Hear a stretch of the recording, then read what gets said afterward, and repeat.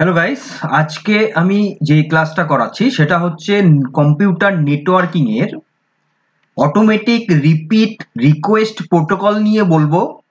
এটা ডিজিটাল এজে একটা সাইলেন্ট গাইডেন্স হিসেবে কাজ করে এবং এটা কি এবং কিভাবে এটা কাজ করছে, তার ফাংশন কি এবং ফিউচারে এর কতটা এর প্রায়োরিটি আছে বা এর কতটা পপুলারিটি আসছে, সেটা নিয়ে আমি আজকের ভিডিওতে তোমাকে বলবো।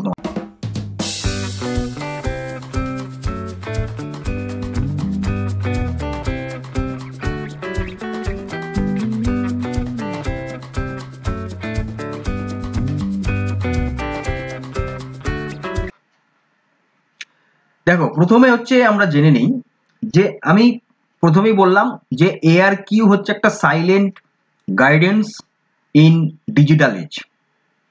কেন?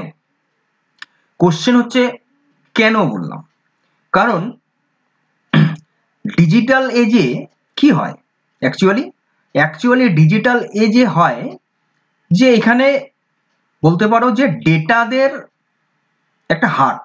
কি বললাম? ডেটাদের একটা হাট, ডেটা নিয়ে একটা হাট বসেছে, হাট। বাজার যেমন হয় না, সেরকম। তো একটা হাট বাজার টাইপের হচ্ছে ডেটা, যেখানে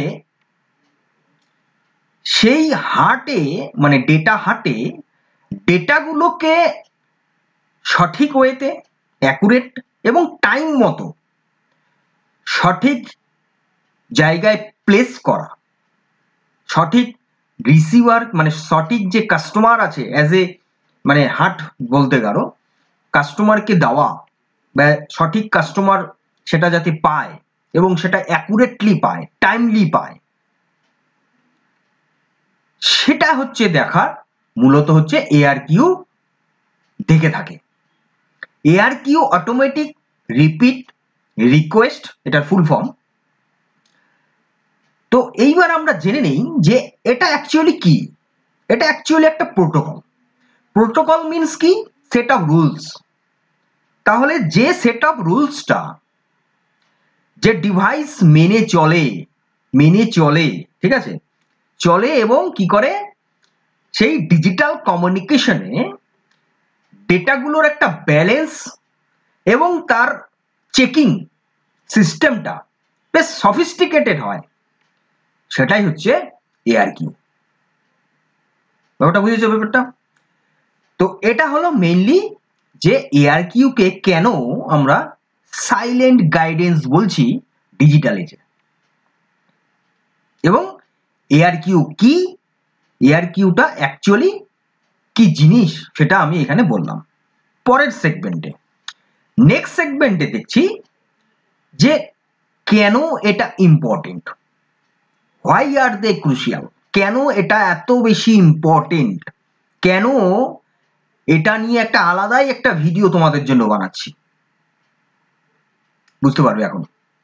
প্রথমত হচ্ছে, দেখো, যদি এরকম হয় যে তুমি একটা ফ্রেন্ডকে মেসেজ পাঠাচ্ছ, সেই ফ্রেন্ড মেসেজ অ্যাকচুয়ালি পারফেক্টলি যখন সে রিসিভ করবে, তখন সে একটা মেসেজ দেবে যে হ্যাঁ আমি পেয়ে গেছি। এইবার যদি সে মেসেজটা না করে, কি হবে? সেই ফ্রেন্ড আবার তোমাকে বলবে আমি পাইনি, তুমি আবার পাঠাও। অনেক সময় হয় না, হোয়াটসঅ্যাপে আমরা কিছু পাঠাচ্ছি কাউকে, সে বলছে আমি তো পাচ্ছি না, পাইনি, বা তুমি মেইলে কিছু পাঠাচ্ছ, বলছে আমি পাইনি, তাহলে তুমি রিপিট আবার পাঠাবে, রিসেন্ড করবে। তাহলে এই যে যে কন্ডিশনটা, এই কন্ডিশনে ARQ একটা ভাইটাল রোল কিন্তু ক্যারি করে। কিভাবে করে, কিভাবে রোল ক্যারি করছে? তিনটে ওয়েতে। প্রথমত এরর ডিটেকশন, যদি কোনো এরর হয় তাহলে ডিটেক্ট করছে ও কোন জায়গাটাতে এররটা আসছে, কেনই বা মেসেজটা দেওয়া হলো, মেসেজটা পেলো না। দুই, রিট্রান্সমিশন, ওই মেসেজটাকে আবার রিসেন্ড করে দেওয়া। তিন, অ্যাকনলেজমেন্ট দেওয়া, মানে কনফার্মেশন অ্যাকনলেজমেন্ট, অথবা আমি এটা পাইনি তারও একটা অ্যাকনলেজমেন্ট। তাহলে এখানে অ্যাকনলেজমেন্ট দু রকমের হচ্ছে, একটা পজিটিভ, একটা নেগেটিভ।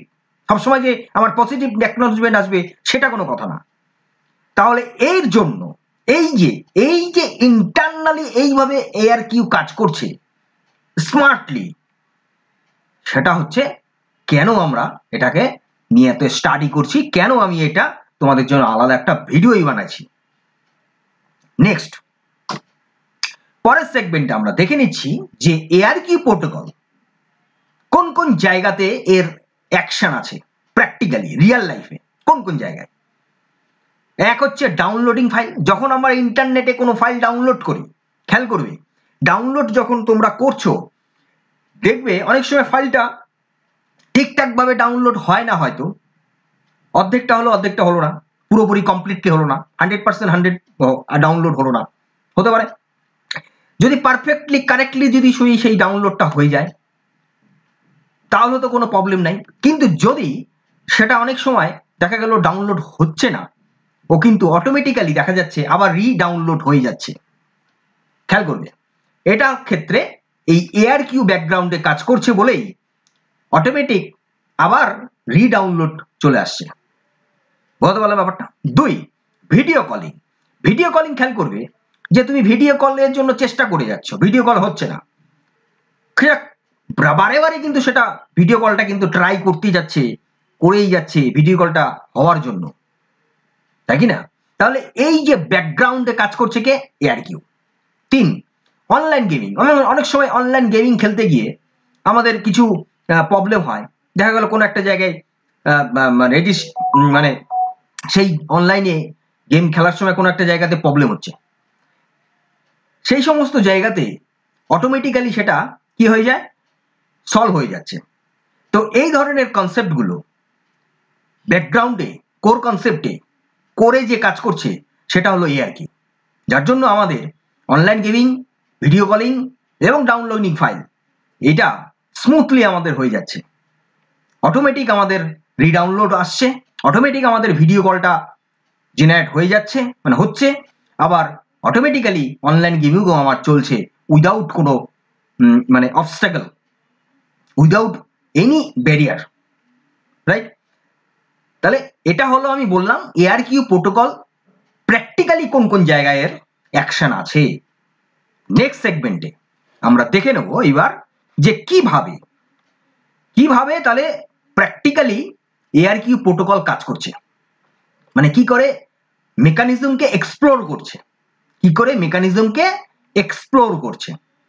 ধরো তুমি ফ্রেন্ডকে মেসেজ, এটা আমি এর আগেই এক্সাম্পলটা দিলাম, তুমি ফ্রেন্ডকে একটা মেসেজ পাঠালে, তুমিও ফ্রেন্ডকে বললে আমি তোকে মেসেজটা পাঠাবো, তুই আবার আরেকজনকে পাঠাবি। এরকম অনেক সময় মেসেজ আসে যে আমি যে মেসেজটা পাঠাচ্ছি এটা তুমি আরেকজনকে শেয়ার করো, আবার ও যখন রিসিভ করলো ও বললো আরেকজনকে শেয়ার করো। তাহলে এই যে কন্টিনিউয়াসলি শেয়ারিং কনসেপ্টটা কিন্তু থাকছে, মানে একজন আমাকে পাঠাচ্ছে, আমি আরেকজনকে পাঠাচ্ছি, সে তাকে আরেকজনকে পাঠাচ্ছে, এরকম ভাবে কন্টিনিউয়াসলি চলতে থাকছে, তাই তো? তাহলে ঠিক সেম ভাবে ARQ প্রোটোকলও একই রকম ভাবেই কাজ করছে, এই মেকানিজমে কাজ করছে যে একটা ডিভাইস থেকে আরেকটা ডিভাইসে সেন্ড হচ্ছে, আরেকটা ডিভাইস থেকে আরেকটা ডিভাইসে সেন্ড হচ্ছে। এই যে একটু আগে আমি যে বললাম online video, downloading concept, online gaming, এগুলো সেম ওয়েতে এইভাবেই হচ্ছে যে ARQ এই মেকানিজমে কাজ করছে। বেসিক্যালি এই সেগমেন্টটা আমি তোমাদের মেকানিজমটা বোঝানোর জন্য আমি বলছি। তাহলে অ্যাকচুয়ালি এই জায়গাটায় আমার উঠে আসছে কি, দুটো তাহলে অ্যাকনলেজমেন্ট আসছে। এক হচ্ছে দেখো অটোমেটিক কি করে হয়ে যাচ্ছে, তাহলে মাঝখানে নিশ্চয়ই যখন ডাউনলোড করছি আমি ফাইলটাকে, তাহলে রিডাউনলোড আবার চলে আসছে। কেন? তাহলে ডাউনলোড যখন স্টার্ট হলো তখন নিশ্চয়ই মাঝখানে একটা অ্যাকনলেজমেন্ট গেছে যে ফাইলটা ডাউনলোড হচ্ছে না, তুমি আবার রিসেন্ড করো, তাহলে আবার রিসেন্ড করছে, মানে আবার রিডাউনলোড হচ্ছে। তাহলে এই জায়গাটাতে খেয়াল করতে হবে যে দুটো অ্যাকনলেজমেন্ট এখানে কাজ করছে। বেসিক্যালি প্রাইমারিলি হচ্ছে ARQ হচ্ছে পজিটিভ অ্যাকনলেজমেন্ট, রাইট? আমি প্রথমেই ARQর জায়গাতেই আমি, তোমরা খেয়াল করছো কিনা আমি জানি না, দেখো হোয়াট আর ARQ লেখা আছে, অর PAR মানে পজিটিভ অ্যাকনলেজমেন্ট উইথ রিট্রান্সমিশন। তাহলে অ্যাকনলেজমেন্ট যেটা অটোমেটিক্যালি রিপিট রিকোয়েস্ট হচ্ছে সেটাই হচ্ছে বাই ডিফল্ট পজিটিভ অ্যাকনলেজমেন্ট। আর একটা থাকে নেগেটিভ অ্যাকনলেজমেন্ট, যেটা হচ্ছে বলে যে না তুমি আবার রিট্রান্সমিট করো, এটা ডাউনলোড হচ্ছে না, এই ফাইলটা পাঠানো যাচ্ছে না, তুমি আবার পাঠাও, এই ফাইলটা আমি পাইনি, তুমি আবার রিসেন্ড করো। তাহলে এই জায়গাটাতে নেগেটিভ অ্যাকনলেজমেন্ট কাজ করছে। বুঝতে পারলাম ব্যাপারটা? তাহলে অ্যাকনলেজমেন্ট হচ্ছে থামস আপ, আমি পেয়ে গেছি, বলেন অনেকে পেয়ে গেছি। আর নেগেটিভ নেগেটিভ অ্যাকনলেজমেন্টের ক্ষেত্রে যে I don't understand, please resend, আমি এটা বুঝতে পারছি না, তুমি আবার তাকে আমাকে পাঠাও। তাহলে এই মেকানিজমে কিন্তু ARQ প্রোটোকল কাজ করে। এরপরে আমরা দেখব তাহলে ARQ প্রোটোকল কত রকমের আছে। এইবার 3 রকমের আছে, মনে রাখবেন। একটা হচ্ছে স্টপ অ্যান্ড ওয়েট, যেটা অলরেডি তোমাদের এর আগে স্টপ অ্যান্ড ওয়েট নিয়ে আমি বলেছি, ওই কনসেপ্ট একই। 2 নম্বর হচ্ছে গো ব্যাক এন, আর একটা হচ্ছে সিলেক্টিভ রিপিট ARQ। এইবার এই জায়গাটাতে আমি একটা এক্সাম্পল একটু আগেই বললাম যে একটা ফোনে মেসেজ থেকে আরেকটা ফোনে পাঠিয়ে দেওয়া, আরেকজন রিসিভ করলো, ও আবার আরেকজনকে পাঠিয়ে দিবে, একটু আগে বললাম। তাহলে এই যে মেকানিজমটাকে নিয়ে যদি আমি চিন্তা করি, তাহলে কি হবে, একজন মেসেজটা যখন সেকেন্ড জনকে পাঠাচ্ছে, ফার্স্ট জন কিন্তু ওয়েট করছে কিসের জন্য, যে ও মেসেজটা পেলো কিনা, সেটা অ্যাকনলেজমেন্ট পাওয়া। আর 2, সেকেন্ড ওয়েট করছে থার্ডকে পাঠানোর আগে যে আমি ফার্স্টের থেকে পাচ্ছি কিনা। তাহলে এই কনসেপ্টটাতে স্টার্ট অ্যান্ড ওয়েট কনসেপ্ট কাজ করছে। 2, go back N, go back এনে কি হয়, অনেক সময় সেন্ডার কি করে, একসাথে অনেকগুলো ডেটা একসাথে পাঠিয়ে দিচ্ছে, ঠিক আছে, ধরো হলো ফার্স্ট পার্সন সেকেন্ড পার্সনে কে একসাথে অনেকগুলো ডেটা পাঠিয়ে দিচ্ছে। এইবার দেখা গেল 2-4টে এসছে, সবগুলো আসেনি। এবার ওই সেকেন্ড পার্সন কি বলবে, তাহলে সেকেন্ড পার্সন এটাই বলবে যে ওই মেসেজটা আমার কাছে আসেনি, তুমি আবার রিসেন্ড করো, তাই তো? তাহলে এই ধরনের মাঝখানে মিডিল পজিশনে যখন পুরো কমপ্লিটলি মেসেজটা যাচ্ছে না, তখন হচ্ছে গো ব্যাক এন ARQটা কাজ করে। এবং 3 নাম্বার হচ্ছে সিলেক্টিভ রিপিট। এবার ধরো 10 জন মোবাইল ফোনে কাজ মেসেজিং হচ্ছে, এবার 10 জনের মাঝখানে ধরো 2 নাম্বার বা 3 নাম্বার বা 1 নাম্বার বা 4 নাম্বার বা 5 নাম্বার বা 6 নাম্বার কেউ একজনের কি হচ্ছে না, প্রবলেম হচ্ছে, মেসেজ তার কাছে আসছে না ঠিকঠাক ভাবে। তো সে যখন এরকম ভাবে মাঝখান থেকে কেউ পাচ্ছে না, এরকম যখন চেকিং মানে কন্ডিশন অ্যারাইজ করবে, তখন হচ্ছে সিলেক্টিভ রিপিট ARQ, মানে তাকে আবার সেই সিলেকশন করে যে কোন কোন মোবাইল ফোনে ঠিকঠাক মেসেজ যাচ্ছে না, তাকে আরেকবার করে পাঠিয়ে দিতে হবে। তাহলে এই ধরনের জিনিসগুলোতে হচ্ছে সিলেক্টিভ রিপিট ARQ কাজ করছে। তাহলে কি হচ্ছে না, এ প্রথমে কি করে না, এররটাকে ফাইন্ড আউটও করে এবং সেটাকে মানে কারেকশন করে রিচেক করে আবার পাঠিয়ে দিচ্ছে। এটার জন্য এটাকে বলা হচ্ছে অটোমেটিক্যালি রিপিট রিকোয়েস্ট বলা হচ্ছে। তাহলে এই হচ্ছে 3টে টাইপের ARQ প্রোটোকল, কোনটা কখন কিভাবে কাজ করছে সেটা আমি তোমাদেরকে বললাম। পরের সেগমেন্টে আমরা দেখে নিই যে ডিজিটাল ল্যান্ডস্কেপে আমাদের ARQর ইম্পর্টেন্সটা তাহলে কোন কোন জায়গাতে, মেইনলি 3টে জায়গা। এক হচ্ছে এভরিডে অ্যাপ্লিকেশনে থাকছে, 2 হচ্ছে নেটওয়ার্কিং পারফরমেন্সের জায়গাতে থাকছে, আর 3 নম্বর হচ্ছে ডেটা সিকিউরিটি থাকছে।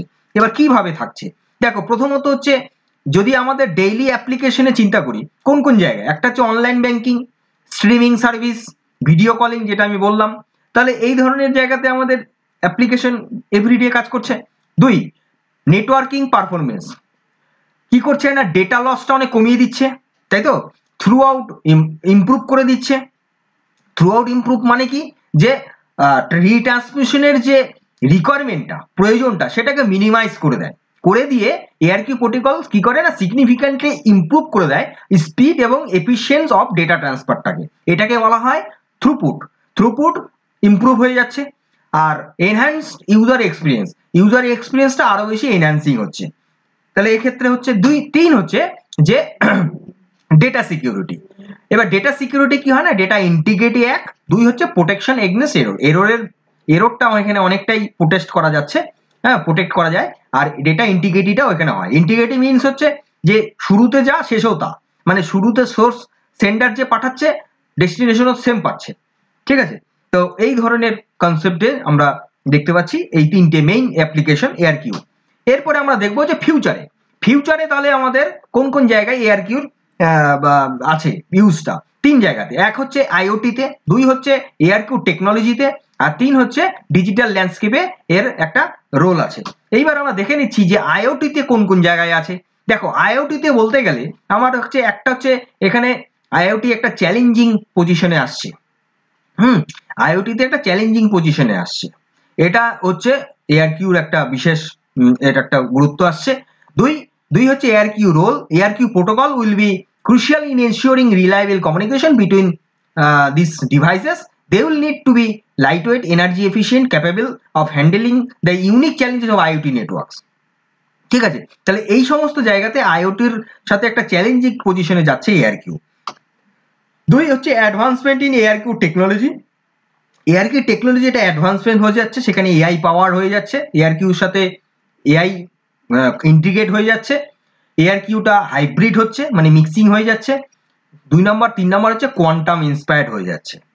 ঠিক আছে, তাহলে এটা হলো অ্যাডভান্স লেভেলে।